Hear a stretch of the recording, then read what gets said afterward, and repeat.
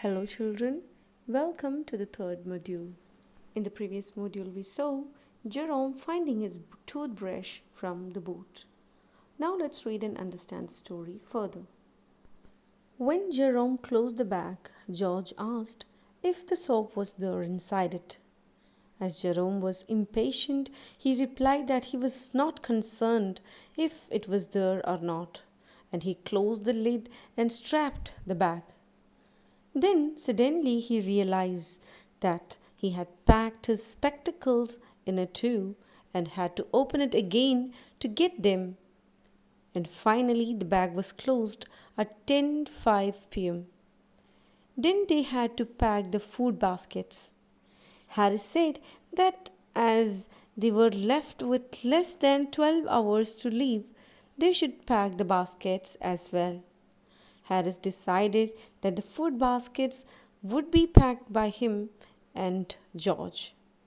Jerome agreed to take his turn for some rest while his friends packed the baskets.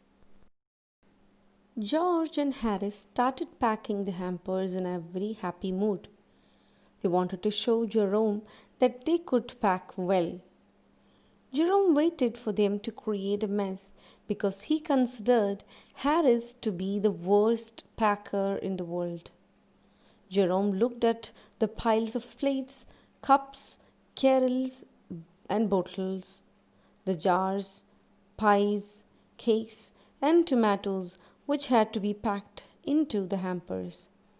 He thought that as the boy would mess up, it would be an interesting thing to watch. The scene became interesting as they broke a cup at the start. Jerome says that they broke the cup to indicate that they could do that too and to make things interesting. Further, Harris placed the jar of strawberry jam on top of the tomatoes. The tomatoes were squeezed by the jar and then they removed the damaged tomato with the help of a spoon. Next George stepped on the butter. Jerome remained silent but sat on the edge of the table to watch the action. His silence irritated his friends. They became nervous and stepped on the things. They kept the things behind them and later, when they wanted them, they could not find them. They placed the pies on the bottom and kept heavier things on them which smashed the pies. Then the boys overturned the can of salt on everything. Jerome says that they created a lot of confusion with the small piece of butter. He had not seen anyone create so much mess with butter that was worth 1 and 2 pence. George removed it from his slipper and tried to put it into the kettle. As he was unable to do that, he placed it on a chair.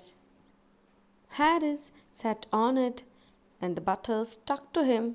He stood up and both the boys went around the room looking for the piece of butter. George looked intently at the empty seat on which he had placed the butter a few minutes ago. He took an oath of truthfulness that he had placed it there not even a minute ago. Once again they searched in the room. They met in the middle of the room empty-handed.